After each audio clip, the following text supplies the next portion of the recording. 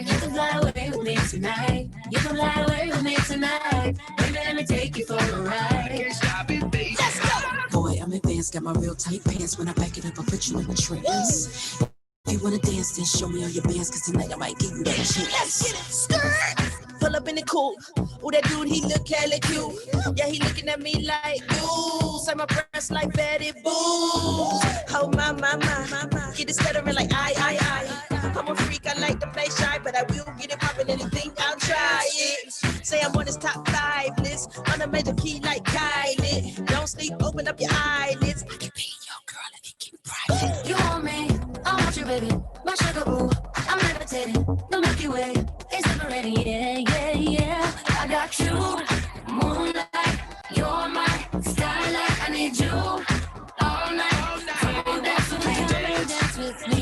You can fly away with me tonight. You can fly away with me tonight. Baby, let me take you for a ride. Let me take you for a ride. You can fly away with me tonight. You can fly away with me tonight. Baby, let me take you for a ride. Let me take you for a ride. I got you, moonlight, you're my starlight. I need you all night. Come on, dance with me. I got you, moonlight, you're my starlight. I need you all night.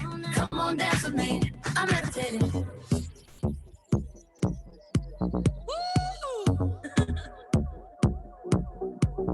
I'm levitating. Ask me for my cigarette, just so he can taste my lips and start to walk me. Calculate his every step. Feel his hands around my hips. Here comes the head tip. Kissing in the French way. Ooh la la la. Professionally passionate. Head to a private place so I can reciprocate. Ooh la la la. Let me be an astronaut locked in your airspace. Je m'appelle Jacques and I love you a lot. I'm with you tonight, but tomorrow I'm not. Je m'appelle Tove, get the show on the road. I'm down for one night, let's go. Ooh la la la. No talking, I pull on my waist. Ooh la la la. 'Cause I want you doing my things to me. Always on top, I need a change. Ooh la la la. I'm over it, just want your weight on me. Ooh la la la. I just want you on me.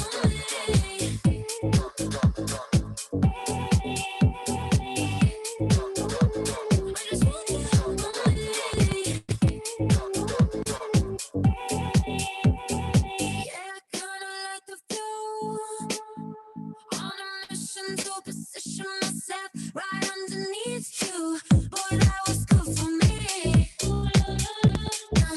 Don't really do this, but hey, you wanna go again? Je m'appelle Jacques and I love you a lot. I'm with you tonight, but tomorrow I'm not. Je m'appelle Tove, get the show on the road. I'm down for one night, let's go. No talking, I pull on my waist. 'Cause I want you doing my things to me. Always on top, I need a change. I'm over it, just want your weight on me. I just want you on me.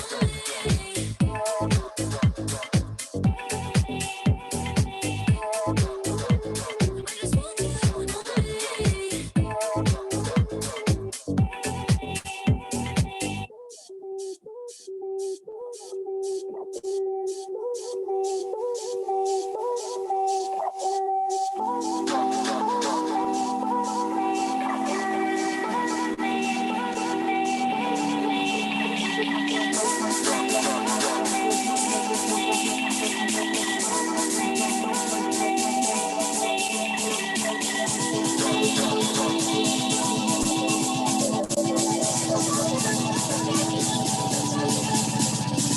No talking, I pull on my waist. 'Cause I want you doing my things to me.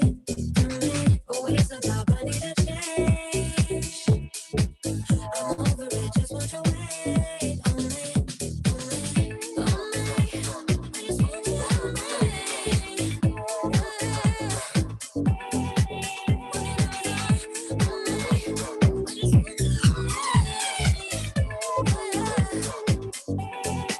me.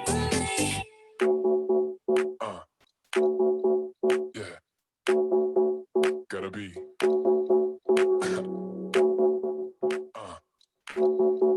Yeah. Gotta be. I wanna be there. I need to be there. I gotta be there.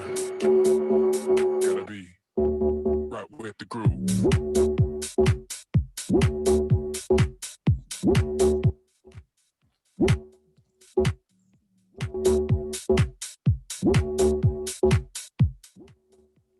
Gotta be right with the groove. Yeah. Yeah.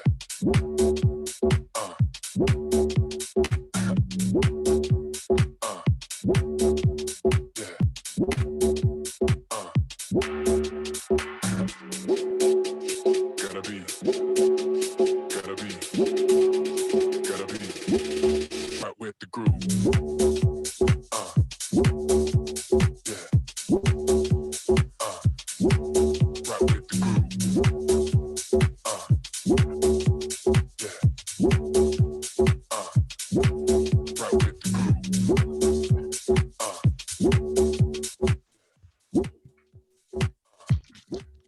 Right with the groove. Yeah.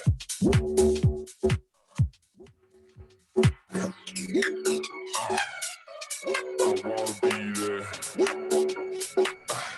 I need to be there.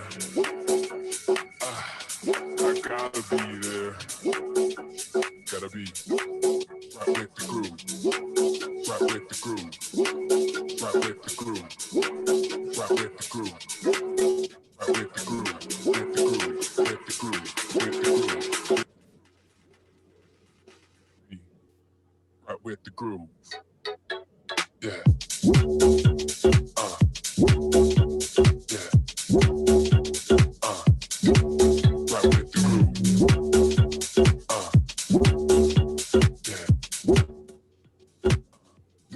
Right with the groove. Yeah. Right with the groove. Yeah. Right with the groove. Who was the ginger? I woke up one day and planned to get reckless. Felt myself and put on my best necklace. Posted in the group chat, who wants the 5G? They were only down for the after party. My body is ready, and it's fitting me like I have jetty. Who else would be hype? Who was the ginger? Only this guy that I know through my sister. So I hit him up and told him let's roll. And he told me he'll pioneer the parole. Now it's a movement and I can't waste. So I got some Henny at the stash for a taste. Went out for pre-drinks, all was chill. But as the time passed, shit got real. I mentioned a movement, they said they come through. And them two were ready to do the do. The whole squad tight and the music is flames. And we don't even know anybody here's names. Came front, I have no regrets. Low-key, one of my best nights yet.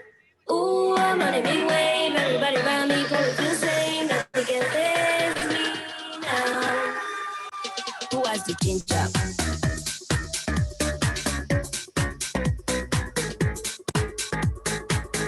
Who has the ginger?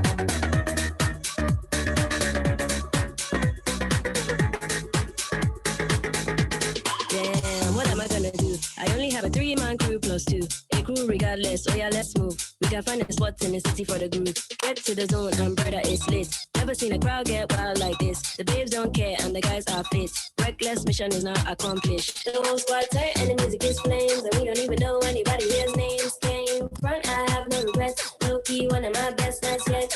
Ooh, I'm on a big wave. Everybody around me probably feel the same. Nothing can phase me now.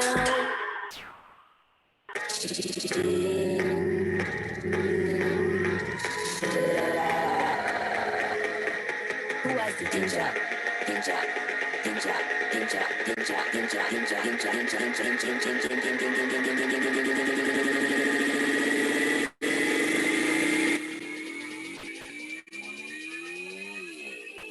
who has the ginger?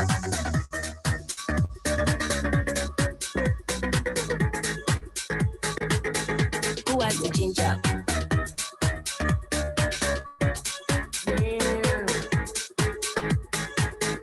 Who has the ginger?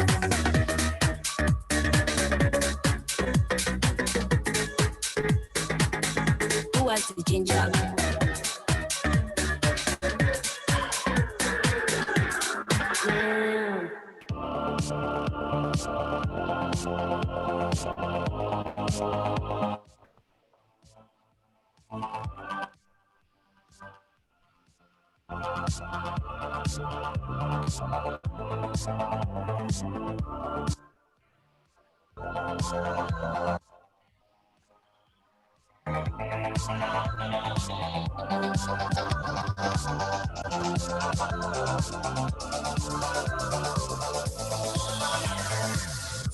I go mental every time you leave for work. You never seem to know when to stop. I never know when you'll return. I'm in love with a robot in the night. Call you up and wanna know when you're coming home. Don't deny me, call me back. I'm so alone. In the night, wait up for you, even though you don't want me to. Go to bed and leave the lights on for you. So you want me, you just see what you want to see. There's no way I can help you. You don't know what it's all about. Fell asleep again in front of that TV. Got him down at the bottom. No one's singing songs for me. I can't wait for tomorrow when you're gone and the rain starts falling. I'm just sitting here by the phone.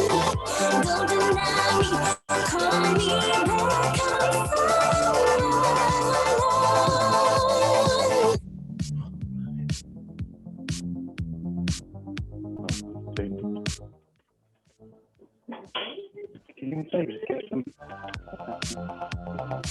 No, I'm just saying. When you gonna come home?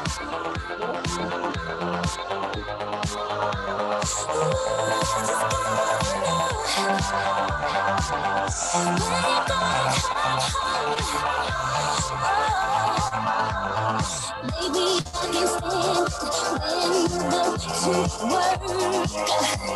You never seem to know when to stop. I never know when you'll return. I'm in love with a robot in the night. Call you up and wanna know when you're coming home.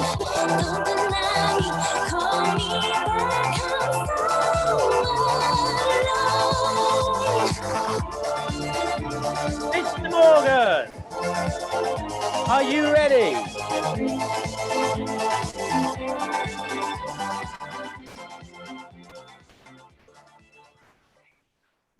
I think I'm going to assume the position.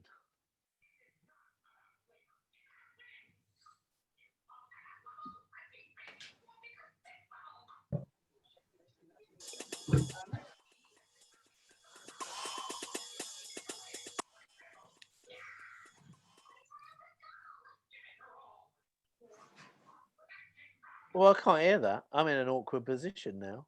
I've got to somehow get my way out of it. You're quiet as you like, Mr. Morgan. Silent disco. That's what I'm calling it. It's a silent disco. How peculiar. How peculiar. Strange as it is seem. I'm going to let someone in. Oh, I can hear that. Very gently.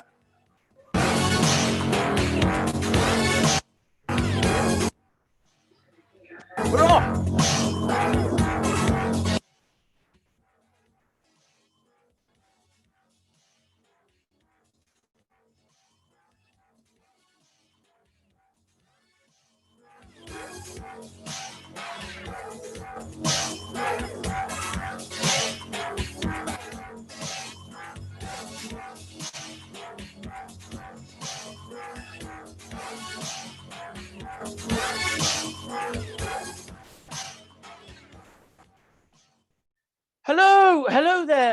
and welcome to I'll Be Back Southwest, episode 22. Big thank you there to Mr. Morgan. Thank you very much, Mr. Morgan, for setting us up very nicely with some high energy, high octane tunes.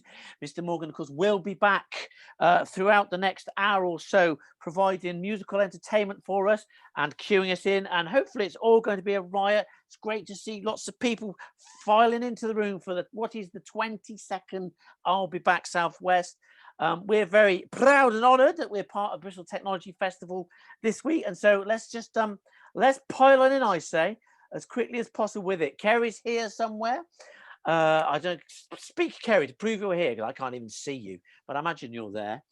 Yeah, there's just Kerry's here. Derek's in the gantry. Now, what I will say that's unusual, I'm going to do something which I've never done before on I'll Be Back Southwest. Is I'm going to share my screen actually for this first bit of it, because there's a few things I'd like to take through. This is very much like when back in those old pre-pandemic days when we used to actually present to people. So I'm going to do that, and then I'm going to go to my screen, which is there, and then I'm going to take this to here. Look, you're watching me describe it. I'm going to put this up, and without further ado, hopefully you can now see. Somebody just give me a thumb that you can see my screen now. Yes, hurrah! So let's have a look what's going on. So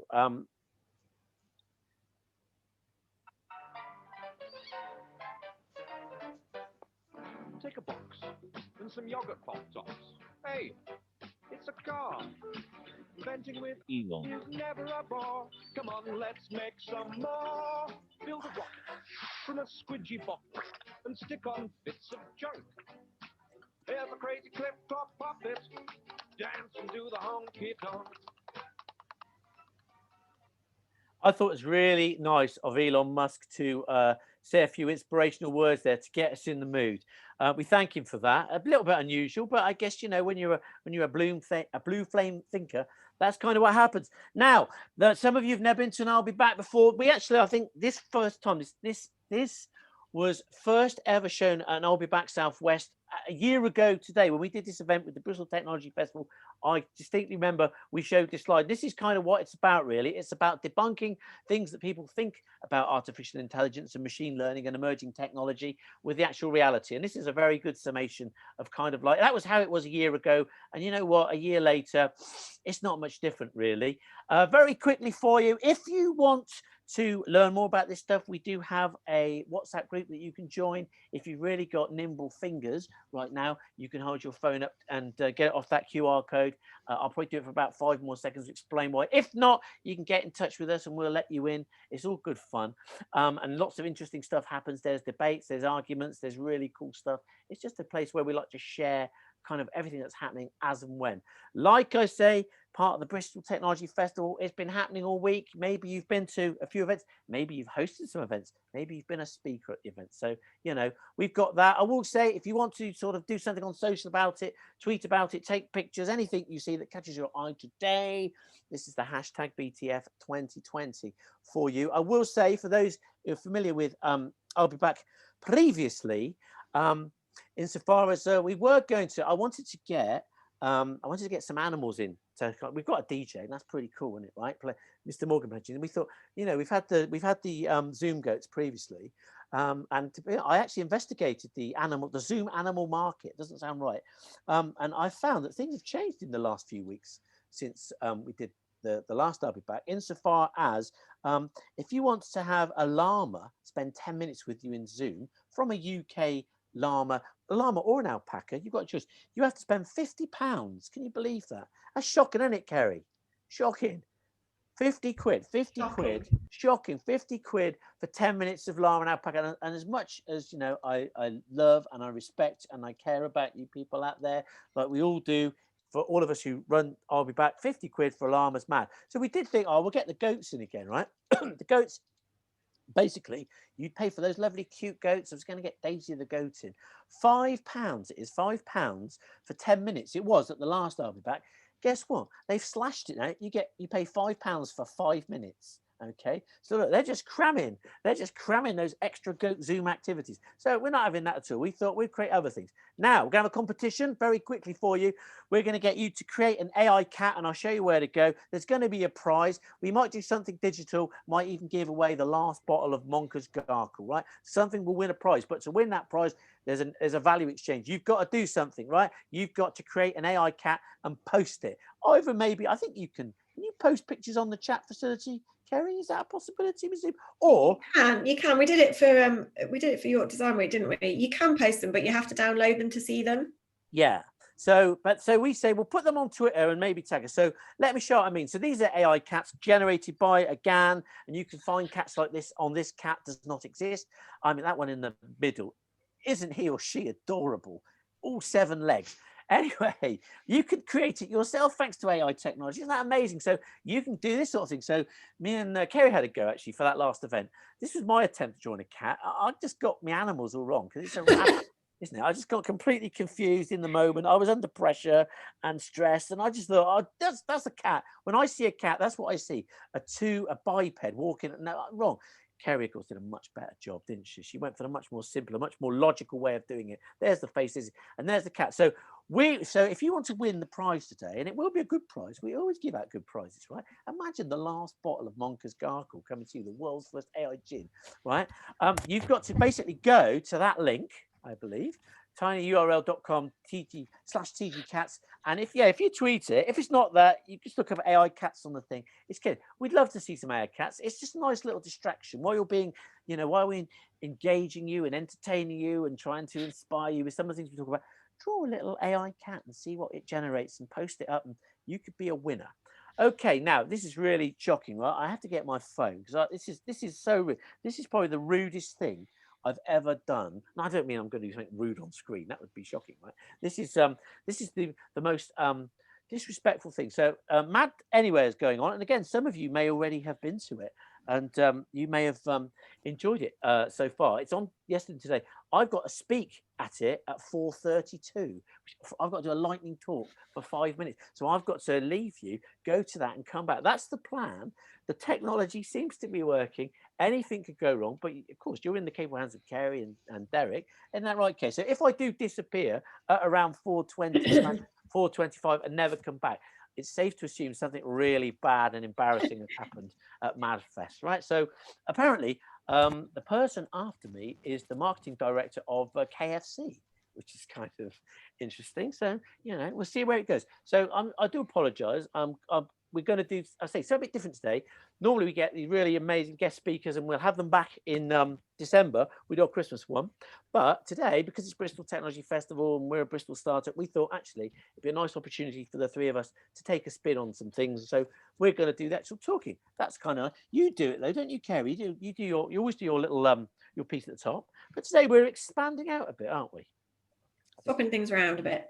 We're mixing things up because that's the way it should be. So I'm going to do a little talk, which I'm going to about 10 minutes. I want to start things off talking about creative AI, and I wanted to basically, I want to show you sort of very quickly show you some really cool things. But I just wanted to start by talking about the whole thing about creative AI as a journey and where we've been and how we got to here with this audience. Here we are. I'll be back 22. For me personally, Creative AI was born in 2016. I know that's not actually true, but that's when I first ever heard of it at South by Southwest. I saw a talk. 20 years in advertising, I'd never even thought of a concept, right? I saw a talk, it got me thinking, right? And then over the next sort of 2 years, I like to bullshit myself that immediately after coming back from South by Southwest in 2016, the world changed for me completely. And that's all I could talk about. But that's actually not true because I didn't go to an I'll Be Back, which was first started in London, to a good 19 months later, right? And me and Kerry working in different worlds. So we didn't even know that we had these kind of similar interests. But when we kind of got into this realm, there were only really two kind of creative things that impressed us. Well, not that they much impressed us, but they were the kind of things that were held up in the world of creative AI, primarily because that's all there was. Look, I'm flicking between them. That's not even really AI. That's just algorithmic art. And this one, this Rembrandt, that was kind of all you had. So at this point in the journey, there was a lot of potential with creative AI, but there wasn't necessarily all that much to go on, right? So now if we fast forward at great speed to right now in the 11th month of this very strange year 2020, and we think certainly from when we came into existence of Tiny Giant, the sort of 2 years and 1 month, how many things now have impacted in terms of creative advertising, in terms of creative AI for efficiency or creative AI for effectiveness. It's I don't use the term exponential because the mathematicians amongst you would go, well, you're talking nonsense, but it's just there's been a really vast growth volume of stuff. And we've had a whole, if I think back retrospectively, certainly this year, doing these virtual talks, we've had a really amazing line of people who've talked about some of these things. So, I mean, some of these, I suppose, in the last 2 years, impressed. This is probably the starting point. A lot of you be familiar with this, the whole thing of the French art collection who took somebody else's code. They made this piece of art. They said it was go for sale. We were, and I'll be back the night this was up for auction in Christie's. We said it would go for $7 grand. And we were all going to chip together because we were sure it was going to be a really worthwhile investment, but it actually sold in the end for 432,000. And in a way, I feel that was like some sort of catalyst for creative AI. I put it on the agenda because it made so much noise. And then there's other things that have interested us. You may not have seen this. This is Salvador Dali museum in St. Petersburg, not in Russia, but in Florida. And this is this amazing thing where they kind of brought him back to life using technology, and you can kind of experience him in there. You can talk to where he talks to you. He appears, he walks in, he explains about the art. That's an amazing thing. Wouldn't have been possible back in 2016. Again, here's another one you know of. I'm not going to play it. I'll go backwards a bit. It's Beckham and the whole campaign with malaria with his voice. Oh, how did that slip in? We've even been lucky enough to be blessed with that. But what I wanted to do was talk very quickly about some things I've seen recently that got me attention to see that actually creative AI in terms of what it can do, where it can go.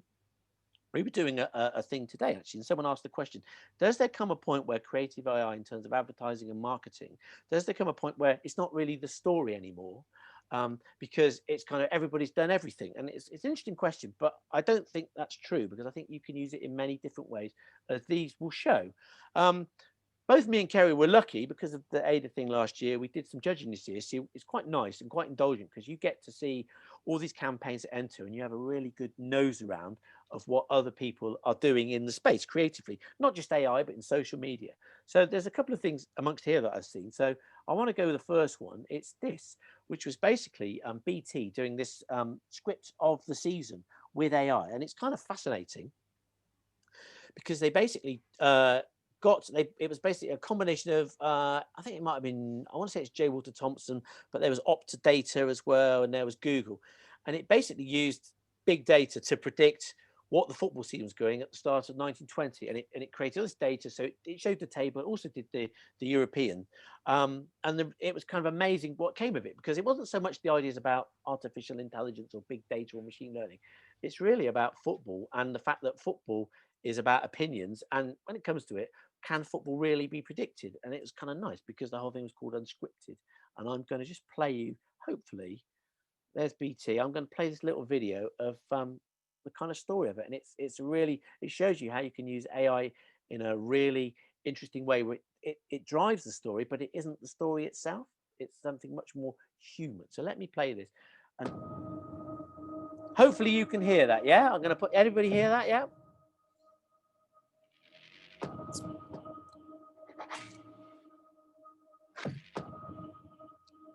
Script for the forthcoming season. Can big data predict the beautiful game? This is the script of the season. Are the biggest brains in sports data and analysis? Let's have a quick mention about this. The script of the season. Everything that's going to happen. Everything from the Champions League to the Europa League to the Premier League. Data experts at Google Cloud, Okta and Squawka came up with every fixture. There's still something that data can't predict. Loss of form, injuries, managerial changes. Oh, no way. Who's made this? I don't know who they are, who they think they are, but they're saying Man United are going to finish 6th.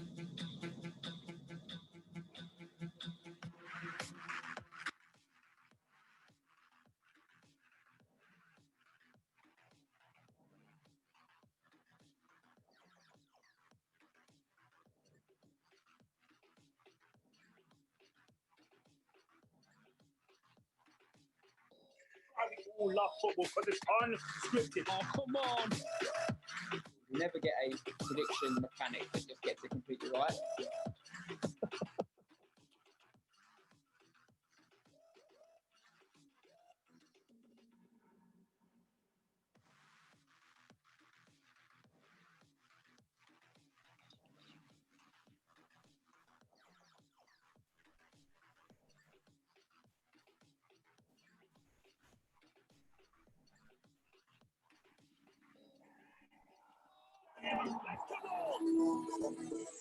Unbelievable.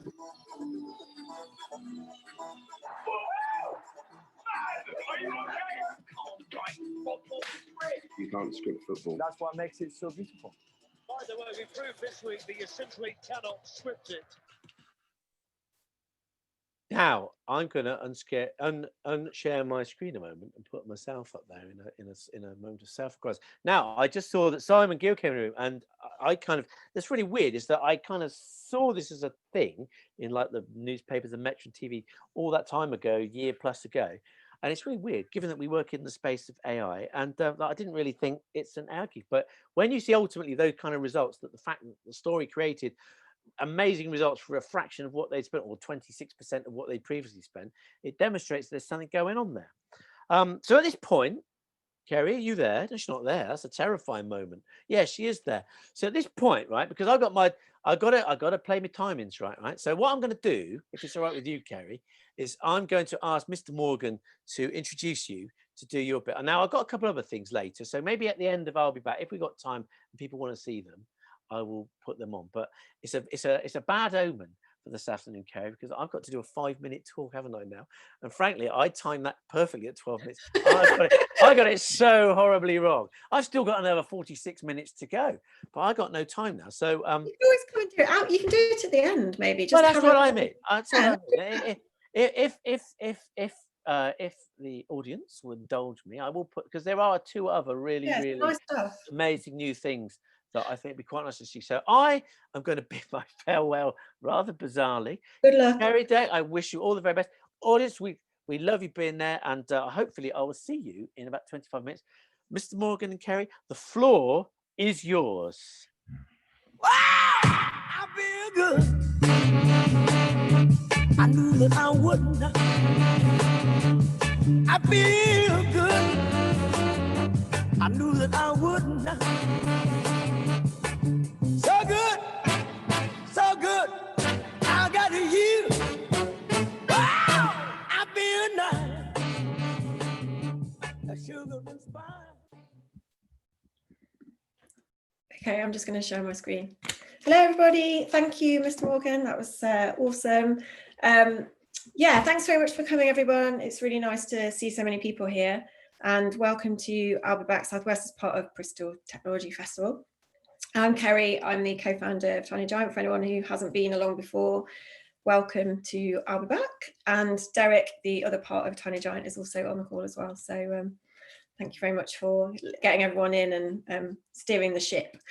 So today I'm just going to do a probably about 15-minute talk, and I'm going to talk around WellTech, which I have to say is not something that I am an expert on. It's more of, and it's not something that we do at Tiny Giant either, but I just thought it would be a nice thing to explore, and it's something that I'm interested in personally over the last couple of months. So I thought it would be a nice thing to do. And I've done quite a bit of exploration. I'm going to be talking around what WellTech is, why it's become quite a big thing right now, and also show you some examples of how it's being used. So I thought I would start with a bit of a personal story first. So let me just get onto the present thing. The thing with WellTech is it's based around the concept of wellness and mental health as opposed to physical health. So whereas health tech is more around the physical side of things, WellTech is more around your sort of mental well-being. And I think one of the key things with mental health is that no one really talks about it. And I thought I would break my own personal silence and just introduce the WellTech today with a personal story of my own. So I'm quite nervous about it. So about 4 or so months ago, I I phoned the doctor because I was feeling really awful. I felt really anxious. I was really down. I was absolutely exhausted, and I think COVID had made things a lot worse for me. And I phoned the doctor, and when she called me back, I literally sobbed down the phone for about 10 minutes.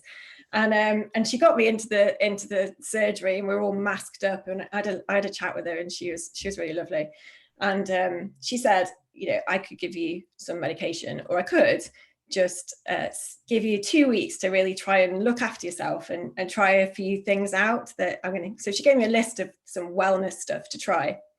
And there's loads of stuff on there, and a lot of the things, some of the things I was already doing. So I'm not really a big drinker, and I run most days, and I'm quite into that kind of thing. But one of the things that was on the list was meditation and mindfulness. And it's one of those things that I'm northern and quite direct, and the whole concept of meditation seems a bit woo-woo to me.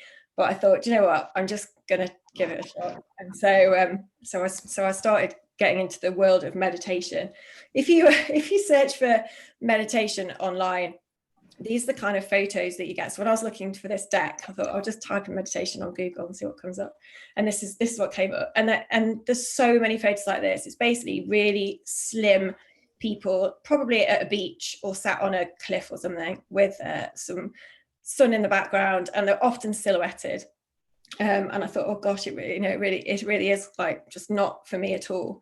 But I thought, no, I'm going to do it. So I started meditating, and just to show you where I meditate, because it's nothing like this.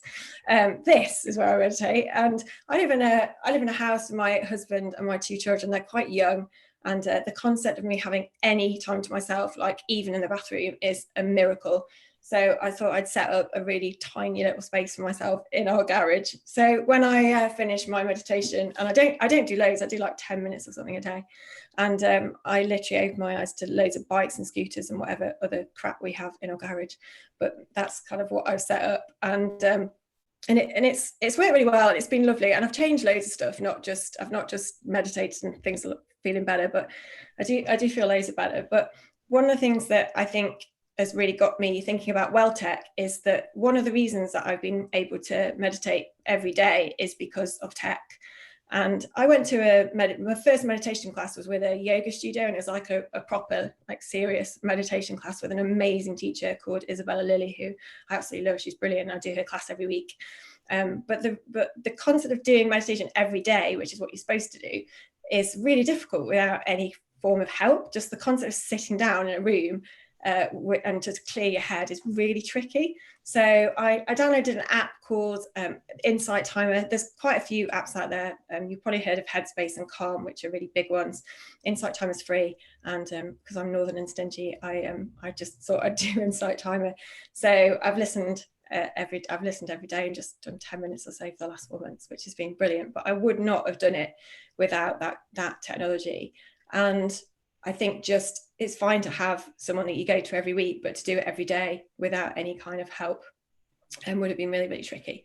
So that's kind of got me thinking about WellTech in general and what it's all about. And I thought, I wonder if, how much stuff is out there in the world of WellTech. And it's made I feel like a really big difference to my life. So I just thought I'd go on a bit of an exploration. So what I'm going to take you through for the next 10 minutes or so is just what I've discovered over the last couple of months, and I just thought I'd disseminate it and give it back to you. So first of all, what is WellTech? And I thought this was quite a nice succinct description of what it is. So it's an ecosystem of technologies connected to support life, purpose and pursuit of happiness. So where as I said earlier, a lot of technologies are based around health tech, which is very much focusing on the physical side. This is much more about helping you get in line with your purpose and trying to find wellness and happiness and calm. And so I think that's a really nice description of what WellTech's all about. And what I was really surprised at when I started looking into it is just how big it is. The fact like WellTech is massive. There's so much out there, and it seems like it's a really growing sphere in this kind of place. There's just one example here about the fact there's $2.2 billion of investment in just 97 sort of biggest startups of 2019 in this space. And on top of that, so I was watching a documentary on Netflix the other day about the mind, and this this stat came up, and I was really blown away by these stats. I knew that Headspace and Calm were pretty big, but the fact that Calm's valued at over $1 billion, I thought was pretty interesting. Not least because these kind of, I suppose these are meditation apps, and I always think of it as being a bit of a niche thing, but I think the fact that it's come very much into the public sphere and that people are using and talking about this in a really open way is a really great thing, and that mental health is becoming something that we're much more likely to discuss and talk about and try to do something about if we're struggling. So it's pretty interesting. And these are just a few people working in the WellTech space. There's so many names there, and you can see the different aspects of it, the mind and the body and the community and space. So encompasses quite a lot of different spheres. So why now is the question I ask. So it feels like this is something that's really blown up quite recently, especially over the last couple of years. And I know Headspace and Calm have definitely become a lot bigger in that time. But I think looking at it, there's a lot of investment that's happened quite recently, especially last year in 2019. So I suppose from a personal point of view, I feel like there's been a lot more focus on happiness and about it having some kind of almost a way of deciphering it and giving it a value and having sort of algorithms associated with happiness. So these are just two books that I've seen probably in the last 6 months or so. One is the concept of having, the algebra of happiness, and the other one's about an algorithm for happiness. But so I think people are interested in that side of things, but also this lady here, who is the very first Minister of Happiness over in United Arab Emirates, the first one in the world. And I know Finland are doing an awful lot in terms of happiness as well. So it feels that it's something that people are starting to take quite seriously and are thinking about very much as a priority. People are putting their well-being, making it a priority in their lives.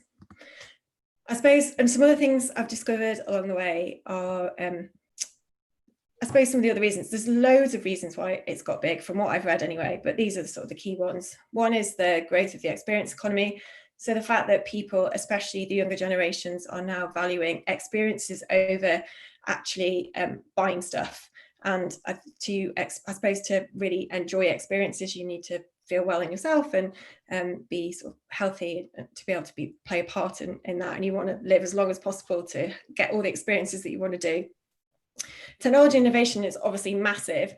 The fact that, I suppose, not just the fact that there is so much more technology now and it's much more advanced, but also the fact that we've digitized pretty much everything in our lives, especially with the advent of social media. Everything's documented, everything's digitized. So everything from jobs and conversations and even our dreams. So that's a big thing. But also, I think the fact that technology is so accessible now, it's not, you don't have to be absolutely loaded, you don't have to be a celebrity, you don't have to be a techie. You can access a lot of this WellTech, just whoever you are. And, I know some things are a bit more expensive, but a lot of them are relatively accessible. So that means we can access that and see, I suppose, data that we'd never have really thought about. The fact, I don't know, the challenge of I don't know, having data around our happiness or our health was at one point a real challenge, but now it's just an everyday thing. A lot of us wear Fitbits or wearables, and we can see, the stats on our daily life and how we're feeling, or how our heart rate's been, or how far we've walked or run. So all of those things has made WellTech a bit more accessible, and therefore more investment has gone into this sector. There's also the rise in mental health issues. So we know that mental health is a big issue for across the world. I read a stat that said that 1 in 5 children and adolescents worldwide now have some kind of mental health condition. So that's a really, really big thing. And on top of that, workplace mental health has also become pretty significant, in that people are now seeing a correlation between well-being and success. And this is the same in work as well, that staff are happier and of good mind and who feel good in themselves are more likely to produce more stuff, who they're more likely to be happy workers and more likely to really contribute to the balance sheet of the business.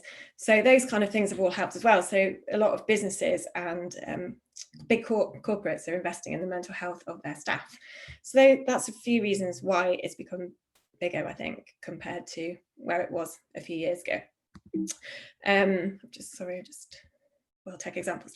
So the next bit I want to do is just take you through some of the examples that I've found along my journey, and I'm just going to they cover a whole thing from, so we've got products, we've got wearables, we've got some apps, and we've got some things that are a little bit way out and some that are just a bit more accessible, but hopefully you'll find them interesting. I've just picked a whole mix of things from different types of areas. So I think one of the first areas, and I suppose something that I was already familiar with, and you might be too, is the concept of wearables. So I remember when the Apple Watch came out, whenever it was, probably a couple of years ago now, and thinking, why would anyone want to wear like a smartphone on their wrist? Like, why would anyone want to do that?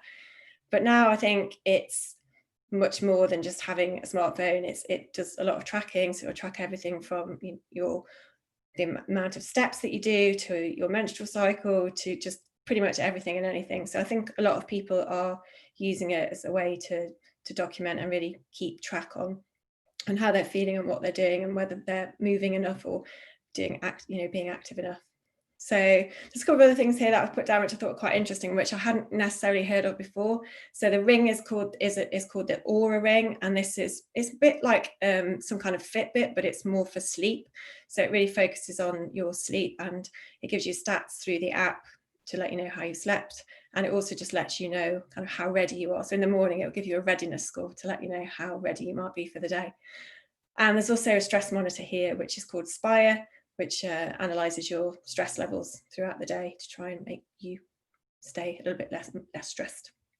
Next one is this is a company, this is a startup, and it's called Feel. I thought this was really interesting because it takes the concept of a wearable, but then broadens it out. So there's a feel emotion sensor, which is like a normal wearable, but it detects your emotion. So it uses AI and a whole bunch of other kind of metrics. So it analyzes everything from the temperature of your skin to your sort of sweat glands, and how, to see how stressed you might be. And it also does your heart rate as well. So it can kind of work out if you're stressed or anxious compared to if you're calm and relaxed. And what I love about this is that it doesn't just give you the stats, it also helps you. So if you've got something that emotionally might not be quite right, or if it feels that there's some way to help you, it then puts you on this whole kind of 360-degree like plan. So if you're stressed, or if it thinks you're worried or anxious, it'll suggest a range of programs or classes that you can do to help you, or send you some videos to help you to deal with whatever stress that you're going through.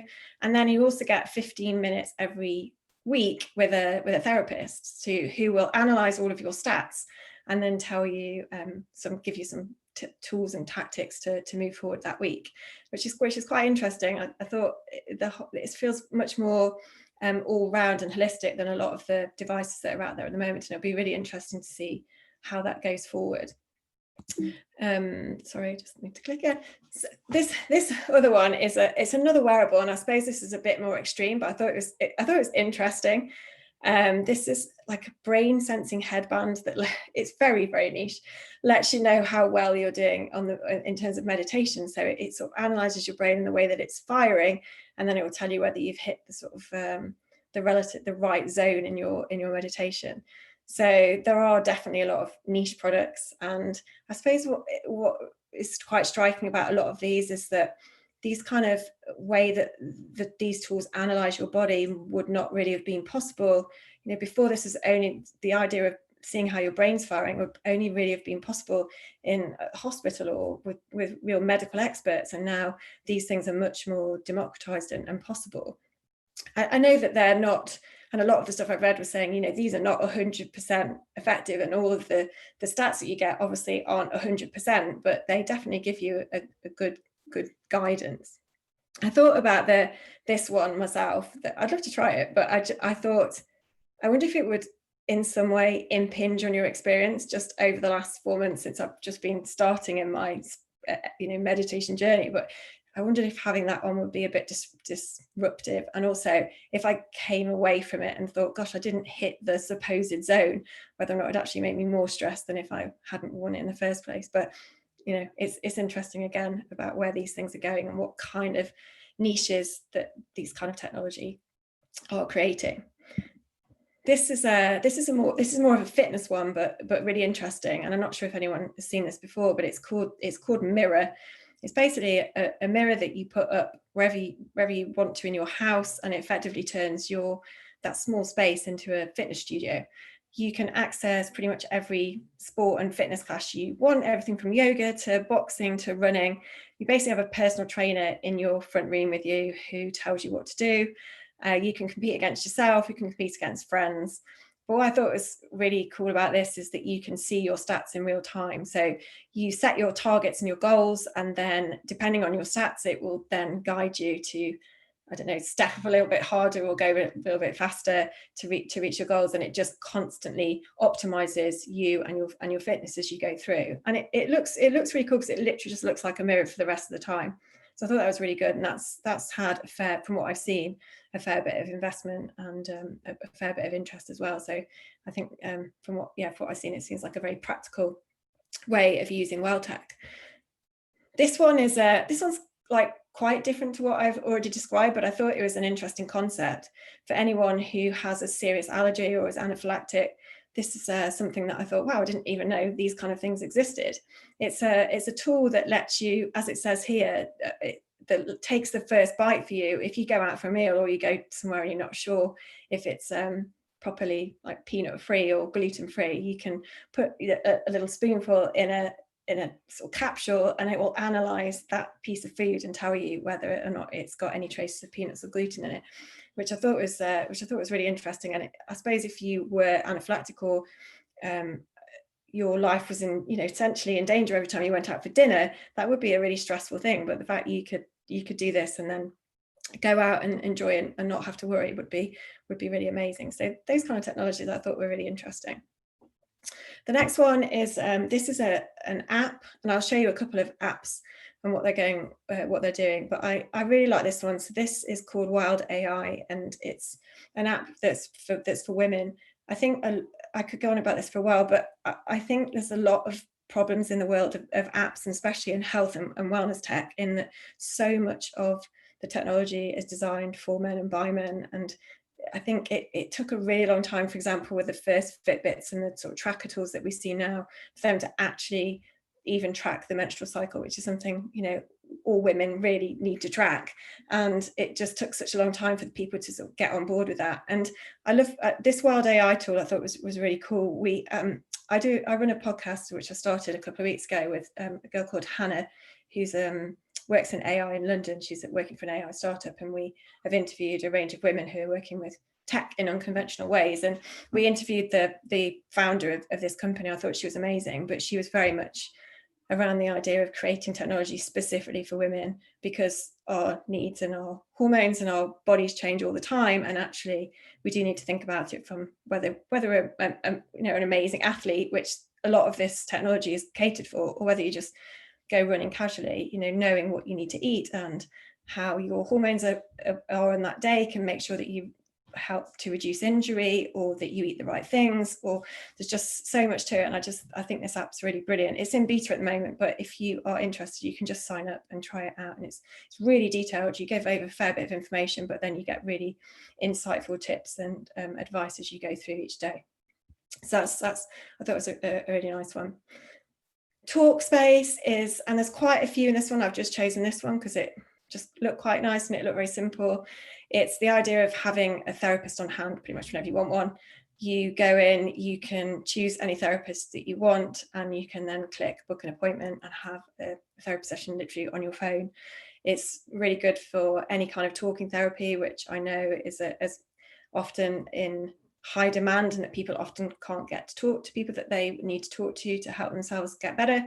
So this is really good. It also means if you're working or commuting or busy or whatever it might be, you can just book an appointment whenever it suits you and have someone talk to you face to face, which I thought was a really lovely idea. And I'm sure that there'll be lots more happening in that space. And I know that Babylon Health is already working in that area with a doctor, but this is more about therapy. But there's a few that are in this kind of space, but I thought this one was a particularly good one. And this one is more of an app, a bit like the WellTech one, that gives you tips and advice on notifications throughout the day or the week, and it will tell you how healthy you are, and it will give you lots of advice and ways to help if you're feeling under the weather. So it will check in with you, ask you some questions, then you tell them what your issues are, how you're feeling, and then it will recommend something that's personalized to you. I also, and I've already talked about this before, but I really like this one that it's called Wobot, which is such a brilliant name, but also really, really cool. And rather than being an app, it actually works on Facebook Messenger. And it's set up by two people that are experts in the world of CBT, so cognitive behavioral therapy. And unlike an app which just fires a notification at you, this one is a conversation. So it's on Facebook Messenger. It's a bit like any kind of friend might message you on Facebook, and you get to talk to this very cute Wobot. But it's really cool because it's all done from CBT, and it's really well researched and done by academics as well. And it will ask you how you're feeling, and then it will take you through some CBT kind of therapy and support as you go through. It'll take you back to things that you don't know. I tried it out probably about a year or so ago now, and I thought it was really great. And I was glad when I started researching again that it was still going, and it seems to be getting better. And it's really, I think, really great for young people, particularly who might feel a bit intimidated at the concept of therapy. But this feels very, very relaxed and informal. It's quite fun. It throws in a few jokes along the way, and it's just a really nice way of helping people to talk and to go through therapy. The last one I wanted to talk about was, it feels quite far-fetched to me, but if it's true, it's pretty smart. It's the idea that you can record 6 seconds of your voice, and it will be able to detect whether you have respiratory problems, if you've got a cold, if you're depressed. There's a whole bunch. And I noticed actually on the website when I checked last night was that it also apparently COVID, which I'm really not sure about, but from 6 seconds of voice that it could diagnose all of these things. But I tried to check out as much as possible how viable this was. It's got a fair bit of investment. It's got about 330 million pounds worth of investment at the moment, so it looks like people are definitely interested in it. It'll be really, again, another one interesting to see how it moves forward. I remember seeing something about Alexa probably about a year or so ago, where they were talking about being able to analyze if you've got a cold and then recommend, say, oh, do you want us to order you some throat sweets or whatever it might be. But you could see how that would really impact, especially in the world of voice. So yeah, again, another one that I'll be interested to see how that moves forward, but really revolutionary technology if that genuinely does work, and if that's a thing. This is just a bit more of an example on that. So it basically captures 6 seconds of speech, and then it will analyze that and provide a score, and then outline resources to help you maintain your health. So pretty cool stuff. So that is pretty much it in terms of what I've learned and discovered over the last couple of months. But I suppose in terms of a conclusion, I think a lot of this tech is like amazing. The fact that you can start things, that you can get support, that you can speak to someone whenever you need to, even if you've got allergies, what you can do there, it's amazing. But I also feel like some of it might also be counterproductive, in that, as I was saying about the meditation one, like, could you get really stressed when you analyze some of these things that you do for your wellness, or if there's something constantly buzzing or alerting you or notifying you, that you end up getting more stressed than if you hadn't used it in the first place. So I think it's a two-sided story, and I think it would just be deciding what's important to you and choosing the things that work best for you, and then maybe turning off the notifications if you think that might stress you out. But yeah, that's my conclusion. I hope that has been helpful. If you've got any questions, then obviously fire away, and if you ever want to talk about mental health or anything WellTech related, then obviously give me a shout. I'd love to chat to anyone about it. So thank you very much. I will hand over now to Derek, but he's going to be talking about AR, and it'll be much more light than mine, but I'll hand over. But before that, we need to have a bit of music. So Mr. Morgan, if you want to fire away, it would be fab to introduce Derek. Thank you very much.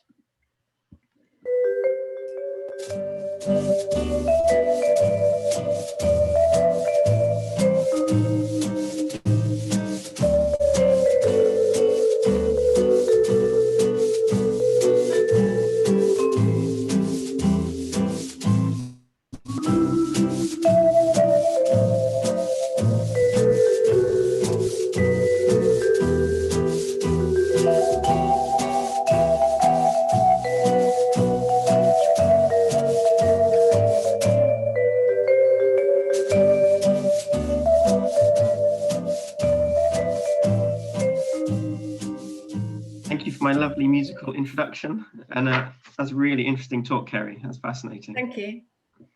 So mine is going to be a lot more, well, light-hearted and probably a lot quicker. So my talk is about social AR. So without further ado, let's do some screen sharing.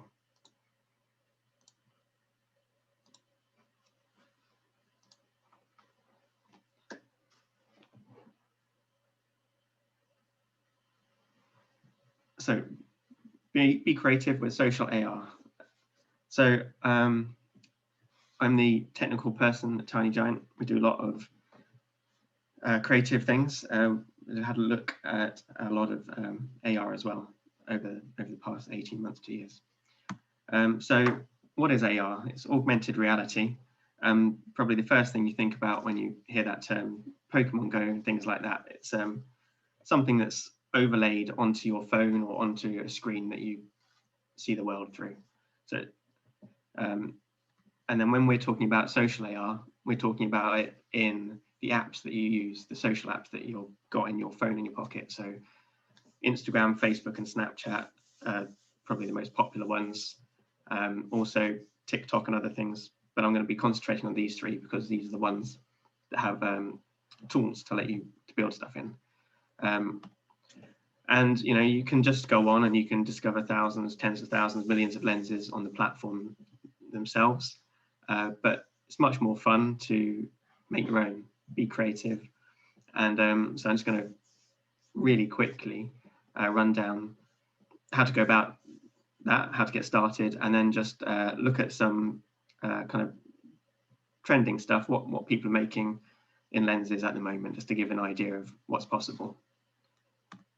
So the main thing is the tools for building lenses are free. You don't need to pay for any of this software, and you don't even need hardware. You can just run it all on an emulator on your laptop or your desktop. So the main tool for, well, the only tool for building lenses for Snapchat is called Lens Studio, and it's just a when you boot it up, you get all these templates. So there's tons of things that you can just get started on straight away. And it just looks like a normal 3D program. You've got that little emulator there on the right hand side. So you can very easily create stuff, test stuff. And when you start getting complicated, it's a quite scripty platform. So it's one if you're, if you're comfortable writing code. And the platform for building lenses for Instagram and Facebook is called Spark AR. Looks, it's got the same kind of templates available for when you start, and then has a very similar look when you get inside. There's drag and drop your 3D objects. It's got your emulator there, but it's this much more visual platform. So when you start getting complicated, you're creating everything through this. They call it the patch editor, where you're dragging and dropping stuff. So it's a different way. So depending on what kind of environment you like to develop in, choose one of those two. And then it's very easy to, once you've got something built in these platforms, just send it directly to your phone.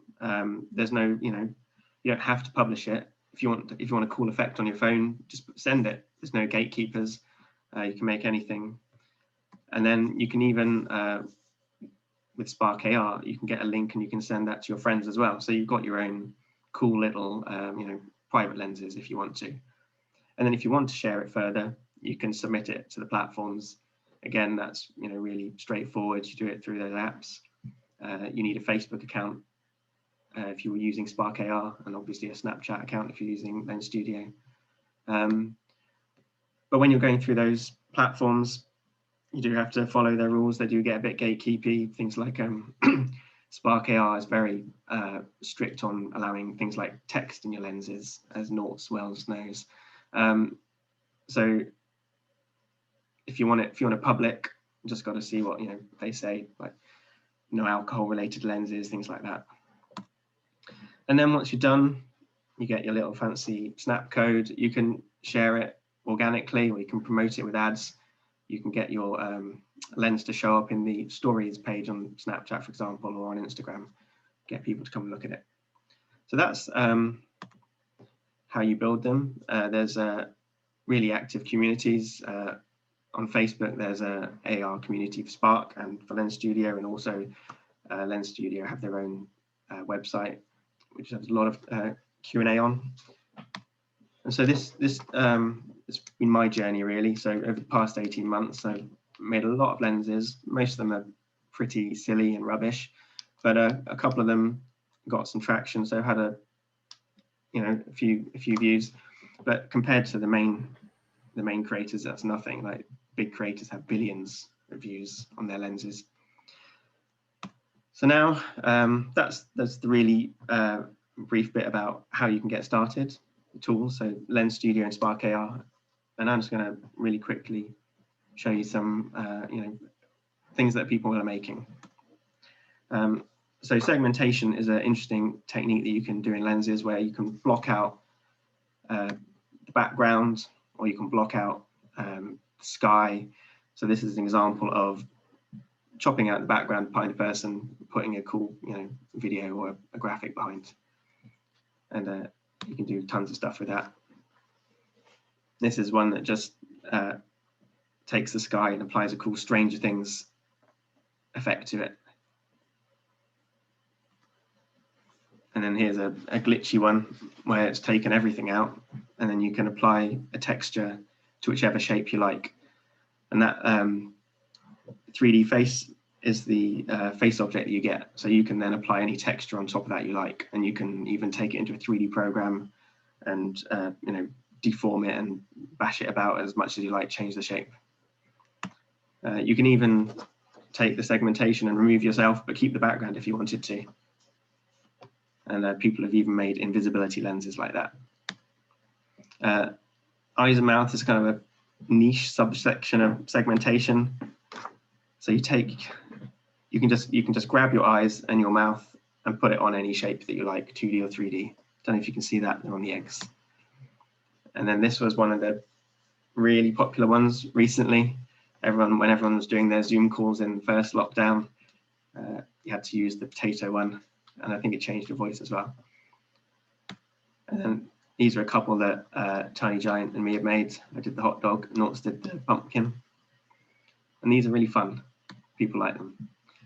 A new feature is hand recognition, gesture recognition, and noticing where the hand is. So this is showing that you can do a gesture with your hand and trigger an action in the lens based on that. Do fun games. And this is just showing that you can actually put a 3D or a 2D object behind your hand. Segmentation is getting quite clever now.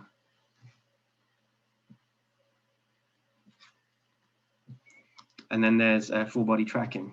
I tried to find your one, Norts, with your dance, but I couldn't find that. So here's a random one off Facebook. So just goes with your movement. You can set any loads of triggers and put animations and things on. So it's very TikTok style. Here's another new niche one, shoes. It can detect your feet, so you can put in a 3D model.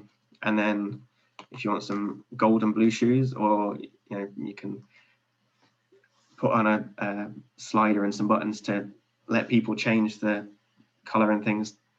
So these are good for like try-on technologies. And this is probably the most common one. I know, SpongeBob. So that's just a basic 2D one where you've got your face behind a hole, really. But these are more interesting. You can map a full 3D model to your face. You can track the eye movement, track the mouth movement.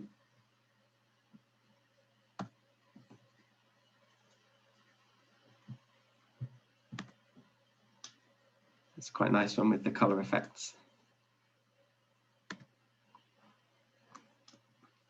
So if you've got a good 3D model and good animation, it can look really nice. That's a cool Halloween one. And then this one is taking the head out completely. So that's is taking a picture from your phone's photo gallery, put it behind, done some clever trickery. I like this one. This one's really fun. And then I don't know if you've seen this one. This Snapchat's cat that sits on your head. So that was really popular a while ago. Everyone loved it, and it spawned a whole, you know, plethora of clones. So now you've got the dog that sits on your head, the penguin that sits on your head, the crazy cat one. So there's tons of things you can do. Make them tattoos is another really popular use of lenses. This is just a really quick video to show how that you can create it in something like Photoshop. You can paint anything you like on the texture and then just import that in, and it just wraps it around your face and it looks really natural.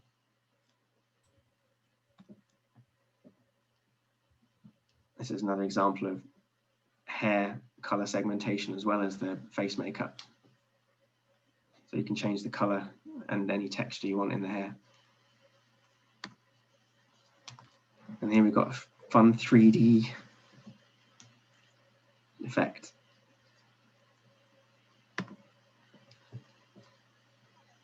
And Snapchat also works on your pets. It doesn't work so well on Instagram, but Snapchat, if you point it at your dog or your cat, they sometimes work. Here we go. Here's a Halloween one for Coraline for Halloween. Just found those button 3D models online on one of these I don't know 3D asset sites. It just takes minutes to make something like that. This is a popular trend at the moment. People making face deformation and big eyes to look like Disney princesses and dolls. And there's one from Mario.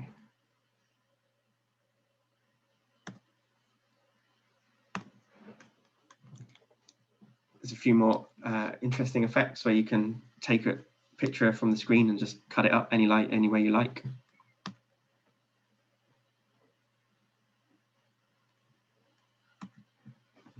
And then of course you've got basic color effects, and you can add in like sparkles, you can add in bokeh effects. This one on the left's got some interesting color effects. And then you can apply all these together any way you like. So this is being able to draw 3D objects in your space and then walk around and view them.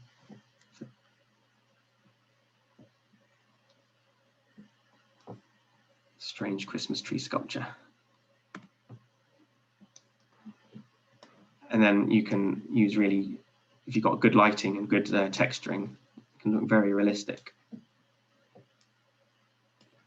Again, you can just create these 3D models in all kinds of online apps, as well as proper 3D apps.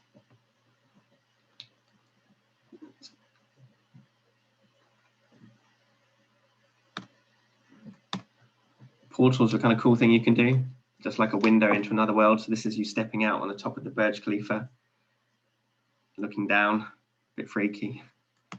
This is an underwater gallery. It just opens up an underwater world. And then a Harry Potter secret mirror. So you can use your phone as a portal into another universe.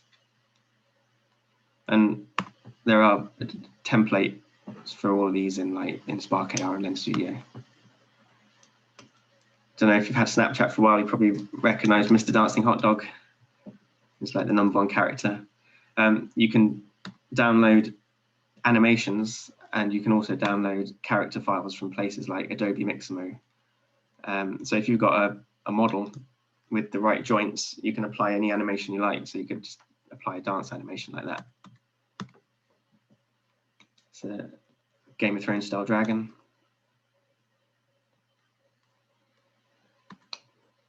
And of course, the big hit, Baby Yoda.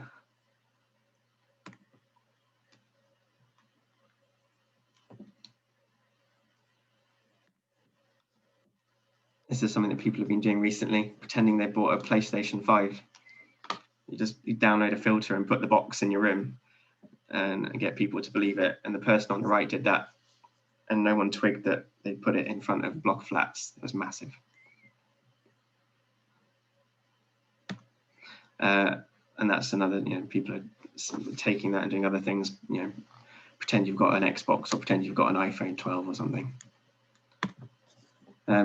Target tracking is another cool thing you can do. Point your phone image that can then trigger an animation or a 3D model or something in effect that appears in the world. People are doing on like album covers and all kinds of things, street art. This is just a virtual aquarium. And this is a company that makes AR skateboards. The graphic on the bottom triggers this lovely animation of the bed. Another example. Getting to the end, machine learning is a new thing that Lens Studio specifically has added. Allows you to put your own models in and run machine learning models. Snap have done the anime filter, which you may have seen on the left, and the bold filter on the right, and they look really good. Also let you put in style transfer models. So this is where you take your photo that you've taken, apply a style from another image and mix it together. So these are just some examples. And then lastly, you can also in Lens Studio do object detection. And this is an example of someone who made a lens to detect and rate surfboards. So based on the size and the color and things like that, it gives you a fun little readout. It tells you if it's good or not, cool or not. That's it. That's my talk about social AR, a little bit of inspiration. Hope you found it interesting. Thank you. Thanks, Derek. That's awesome. So much there, isn't there? Just there's tons of things. Yeah, it's just changing all the time as well. It's fascinating. Thank you so much. It looks like Norts is back. How was your talk? Oh, I tell you what. Well, the thing is, you see, everybody, Kerry, Derek, I did basically a 5-minute lightning talk about social AR. And it's 5 minutes. It flies by, doesn't it? 5 minutes. Although look at the time, it's 5. But we've done 65 minutes of I'll be back here today. We've gone slightly over. In that 5 minutes, and then afterwards, it was a bit sassy Turkish question time. Mr. Tom Ollerton, who was the question, said, "Oh, isn't he said, oh, isn't all this social AR just a bit silly, really, and not very?" I felt like at MadFest, like a little small child amongst a room full of, you know, they're all talking their marketing bollocks, basically, aren't they, right? All those big, long marketing words. And I said, no, because exactly what Derek showed there, it's all about creating, this is the thing, isn't it? This is the life support machine that people have in their hands. I don't know how that contradicts your talk on WellTech, but the fact that you could do all this amazing thing there, and if you're a brand or a business, you can have those kind of connections with your clients through a simple filter. Like Derek showed the anime filter, because I talked about it at MadFest. That anime filter, if a brand had thought of doing that as a thing for their whatever they were trying to push or story they were trying to create, that had something in the region of 3 billion photographs taken in the first week it was incredible. On Snapchat. So if people say, oh, it's a bit no, it's not. I think there's a real misconception that the likes of Snapchat is the big gun of social AR.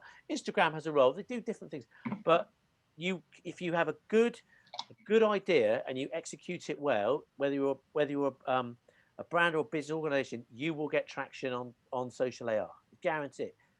That's my thought. And it's also about the type of ones you do as well. You can, as Derek's just showed, you can have a lot of fun with it, but there's also some quite practical applications for it as well. Absolutely. You know, the try-on stuff you were showing, Derek, with the shoes, you know, that's got a much more practical side, whereas some of the more, you know, the funny ones, the PlayStation, and it depends how you use it. So yeah. Show there's tons of like glasses and sunglasses try-ons ones that you can do. So that's yeah. Now there's a question. Lorenzo, our friend Lorenzo, he mentions about the bold filter. The funny thing is, Lorenzo, we had to do a lens in the summer for the BBC.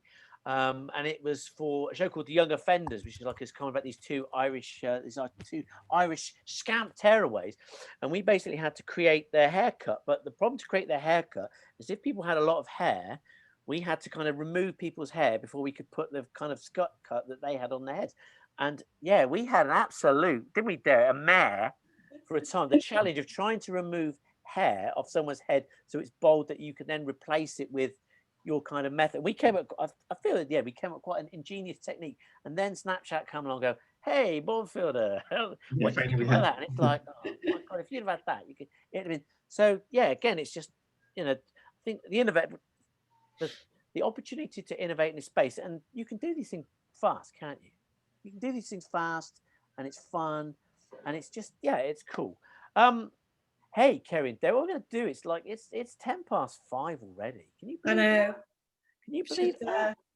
People want their teas, probably. I think, don't they? I mean, I feel I think what I'm going to do personally, because I got those examples, I'm going to save them for our next, because you know, but you're going to do the walkout. If people got questions, I guess we could do them afterwards, couldn't we? Yeah, I don't feel I think a lot of questions have been. I'm not sure that lots of questions have been asked, to be honest. If anyone's got any questions, then do put them in the chat. But Well, I think we could potentially wrap up. Well, that's you are the queen of wrapping up. You are the queen.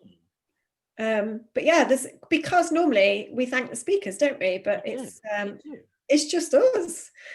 So yeah, thank you everyone for coming along tonight. We really appreciate it. It's always lovely to see so many people with us, and hopefully you've learned something along the way. And yeah, and do check out anything at the Bristol Technology Festival. It's still running tomorrow and over the weekend as well, I believe. So do have a look and see what else is coming up. In terms of our next one, we're going to be doing I'll Be Back. It's a Christmas edition on the 17th of December. And we're also going to be featuring at Digital Gaggle, talking more about some of the stuff that Derek's covered, actually talking about AR. Digital Gaggle is run by a company called Noisy Monkey, and it's going to be a really good conference, actually, with all sorts of stuff. So do check that out. And we're going to be there for half an hour, aren't we, Norts, having a talk. So we are. Dan asked about LiDAR technology, which is again on Apple phones. And that's so we might think of covering that. That's a little toys. Come and see what we talk about at Digital Gaggle, and maybe there'll be more. But I think it's very exciting. Yeah, yet another emerging technology that makes things a little bit more deeper, more exciting. Brilliant. Thank you so much, everyone. If you want to stick around, I don't know if is Mr. Morgan going to play us out? I hope so. Otherwise, I should say thank you, Mr. Morgan, for coming, because it's been fab, and we love your music. So thanks for doing that. We do appreciate it. So yes, if people want Mr. Morgan play us out, thank you, Kerry. Thank you, Dad. Thank you, everybody. When are we doing the next one? 17th of December. 17th of December. We'll have some speakers. It's the Christmas special. Our third Christmas special, Kerry. Is that right? Yep. Wow. Third Christmas special. Amazing. Mr. Morgan, thank you. Thank you, everyone.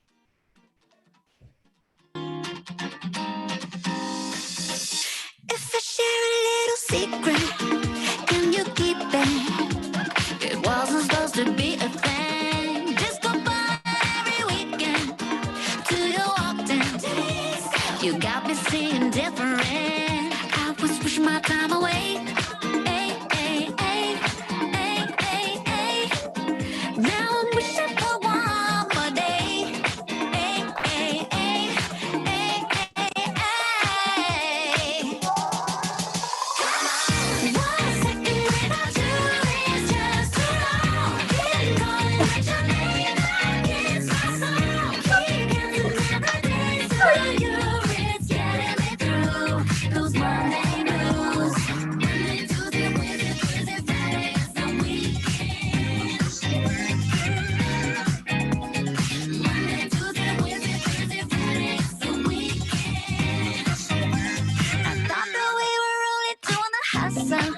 I let my heart go.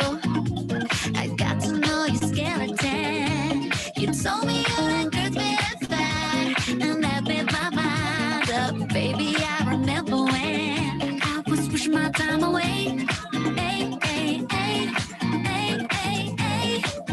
Now I'm wishing for one more day.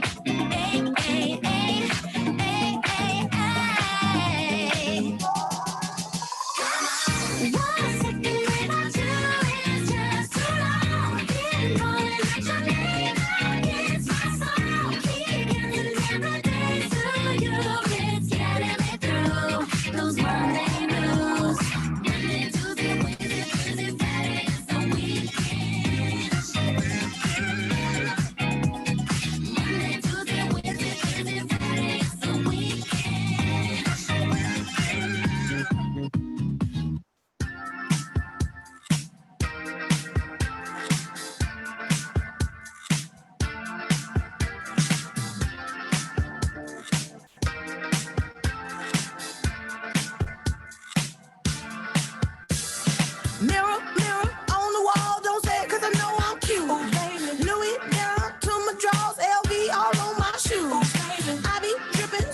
sauce, got a bitch looking like Grey Goose. Lit up like a crystal ball, that's cool, baby, so is you. That's how I roll. If I'm shining, everybody gonna shine. I was born like this, don't even gotta try.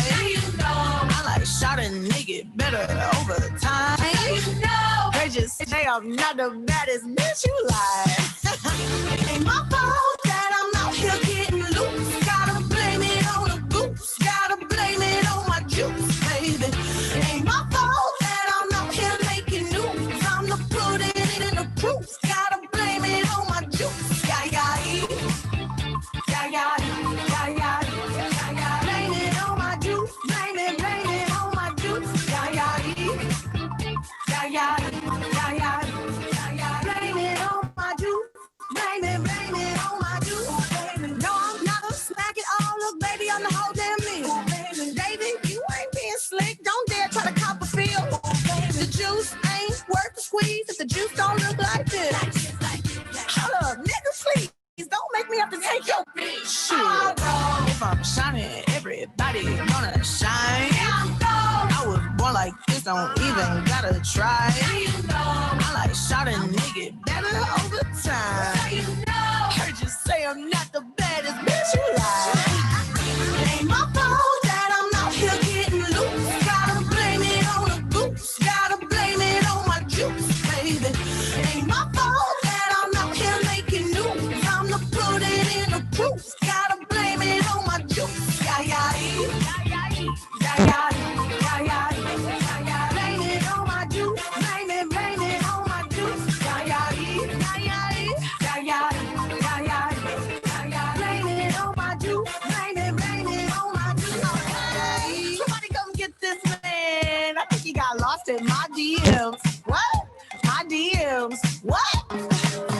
You better come get your man. I think he wanna be way more than friends. What? More than friends. What you want me to say? It ain't my fault that I'm out here getting loose. Gotta blame it on the goose. Gotta blame it on my juice, baby. It ain't my fault that I'm out here making news. I'm the put it in the proof. Gotta blame it on my juice. Yeah, yeah, yeah, yeah, yeah, yeah, yeah, yeah. Blame it on my juice. Blame it on my juice. Yeah, yeah, yeah, yeah, yeah, yeah, yeah, yeah. Blame it on my juice. Blame it, blame it, yeah.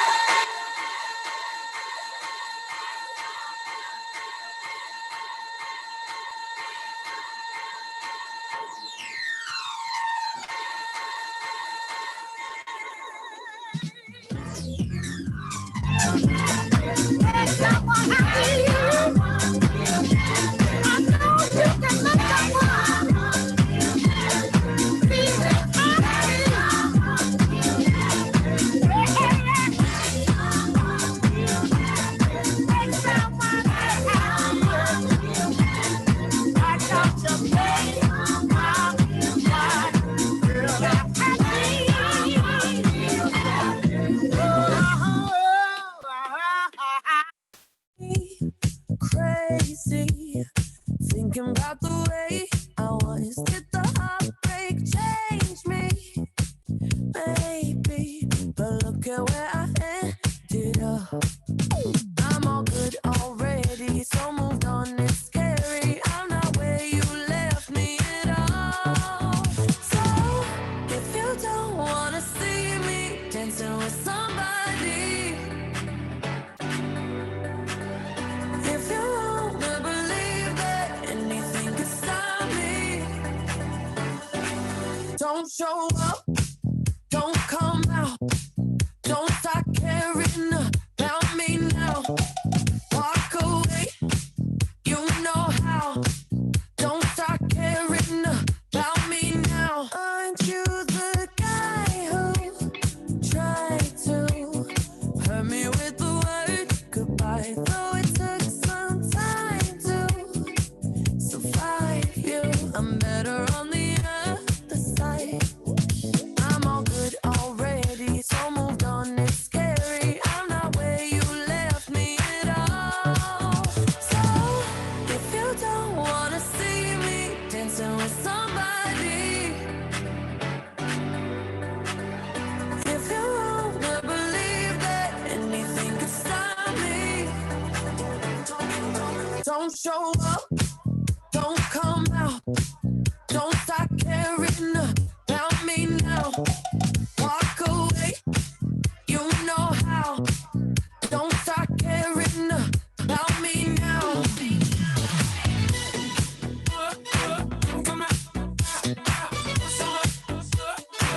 Don't stop I'm not where you left me at all. So, if you don't wanna see me dancing with somebody, if you wanna believe that anything could stop me, don't show up, don't come out, don't stop caring about me now, walk away, you know how, don't stop caring about me now.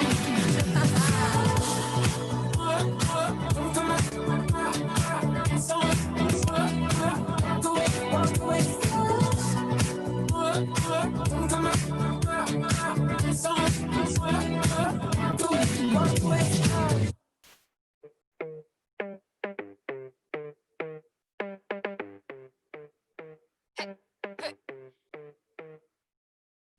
One foot in the club, everybody watch me. One pop of the booty, everybody love me. Ain't the reason I'm cocky. I make myself feel sexy, fan of myself, I'm standing myself. I love me so much, I put my hands on myself. Fan of myself, I'm standing myself. I love me so much, I put my hands on myself. Man, I feel like Cleopatra, Joan of Arc, Queen of Hearts, yeah. Tonight it's only me that matters. Oh, you want that feminist tip? Hell yeah, I don't need a man. If I'm loving you, it's 'cause I can. I don't want your cash. I put my own rock on my head. I put my own rock on my head. I put my own rock on my head. I don't need a man. If I'm loving you, it's 'cause I can. Make way for the G-O-double-D-E-S-S-S. Got no enemies in this, just I made myself feel sexy, fan of myself, I'm standing myself. I love me so much, I put my hands on myself. Fan of myself, I'm standing myself. I love me so much, I keep my hands on myself. Man, I feel like Cleopatra, Joan of Arc, Queen of Hearts, yeah. Tonight it's only me that matters. Oh,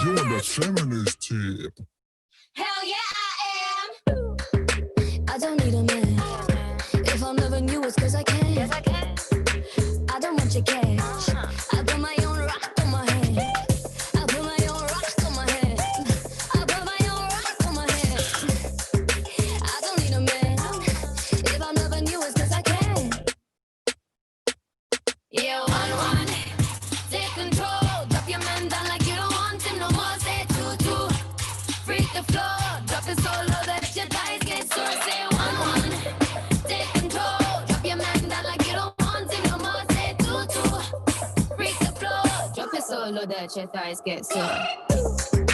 I don't need a man. If I'm loving you, it's 'cause I can. I don't want your cash. I put my own rock on my head. I put my own rock on my head. I put my own rock on my head. I don't need a man. If I'm loving you, it's 'cause I can. I don't need a man. If I'm loving you, it's 'cause I can. I don't want your cash. I put my own rock on my head. I put my own rock on my head. I put my own rock on my head. I don't need a man. If I'm loving you, it's 'cause I can.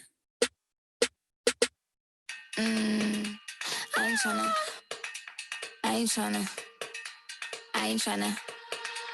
Yeah, ain't tryna be cool like you. Wobbling around in your high heel shoes, I'm clumsy. Made friends with the floor. 2 for 1, you know a bitch by 4. And 2 left feet, you know I always drop. First thing a girl did was a bop. And the whole damn cake and the cherry on top. Shook up the bottom, made a good girl pop. You ain't even here to party. Ken in the club tryna pipe a Barbie. I don't wanna go